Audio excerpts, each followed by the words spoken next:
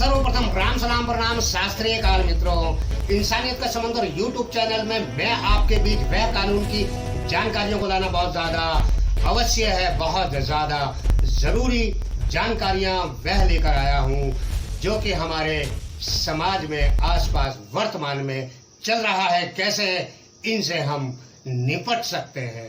ये छोटी छोटी जानकारियां देखने में और सुनने में छोटी जानकारियां हैं, लेकिन इनके लाभ अधिक ज्यादा हैं मित्रों।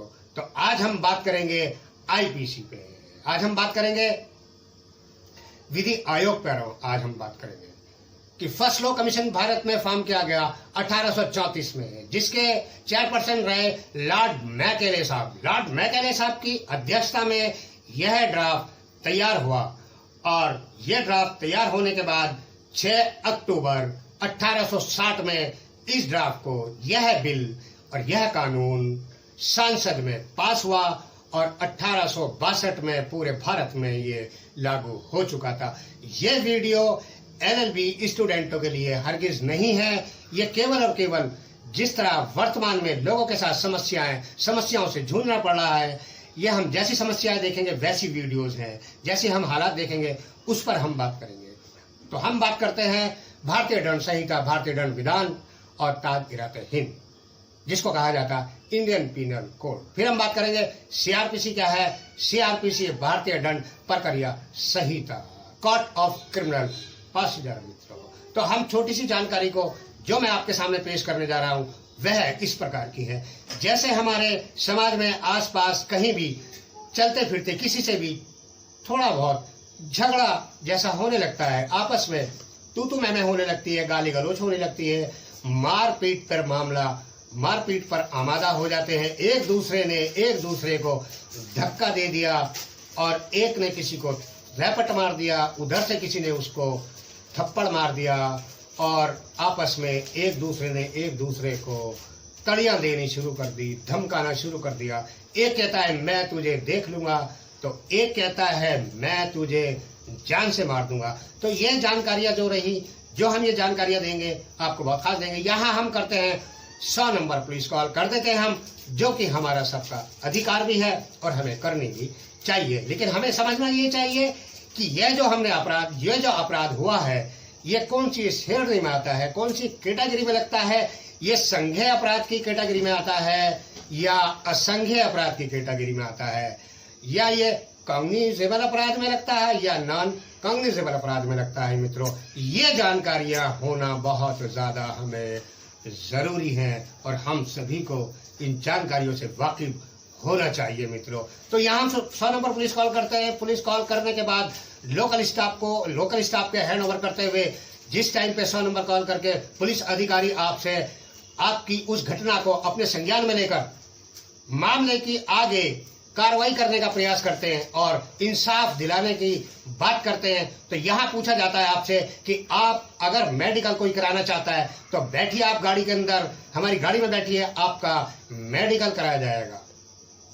तो यहाँ हम कह देते हैं मित्रों कि मेडिकल की कोई ऐसी आवश्यकता नहीं है, ऐसी कोई हालात नहीं बने, ऐसी कोई कंडीशन नहीं हुई कि जिससे कोई मेडिकल के अंदर कोई जैसे ब्लीडिंग होना, जैसे धक्का देने पर कोई हड्डी टूट जाना, या कहीं से बॉडी में से कहीं ब्लीडिंग हो जाना, या कोई शरीर के अंग का भंग हो जाना, जैसे कि किसी दांत का टूट जाना, जैसे कि किसी नाखून का उखड़ जाना, या बॉडी में कहीं से टांके लगने की स्थिति आ जाना, ऐसी कोई कंडीशन नहीं बनी। और यह जो अपराध हुआ है मित्रों, ये बहुत ज्यादा समझने की बात है।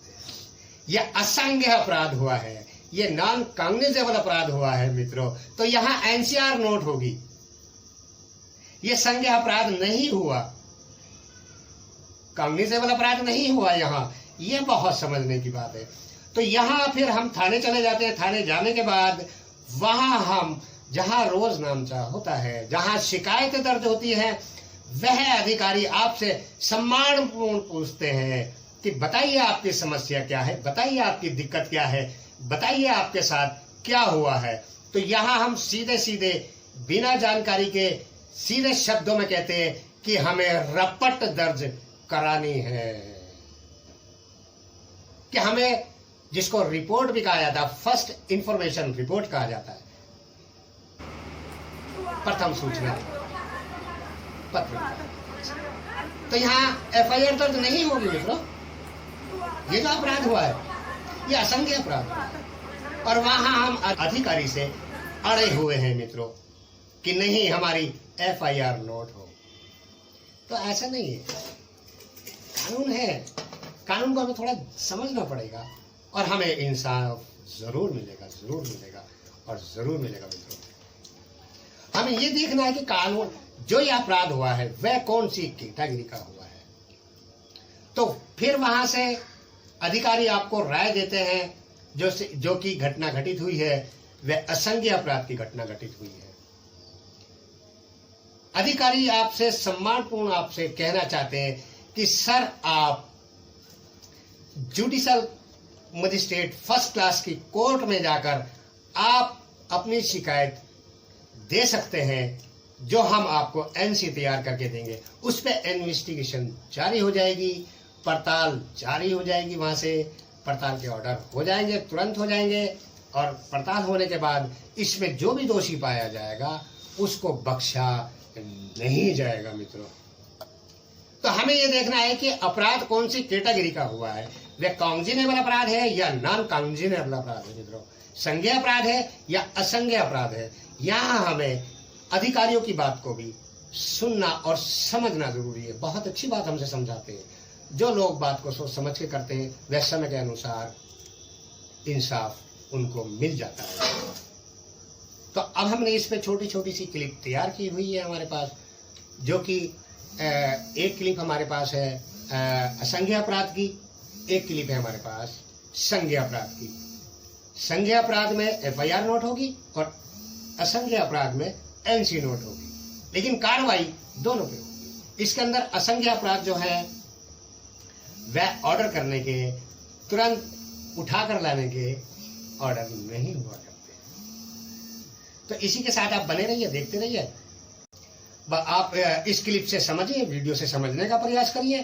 तो जब तक के लिए मुझे दीजिए इजाजत। जय हिंद, जय भारत।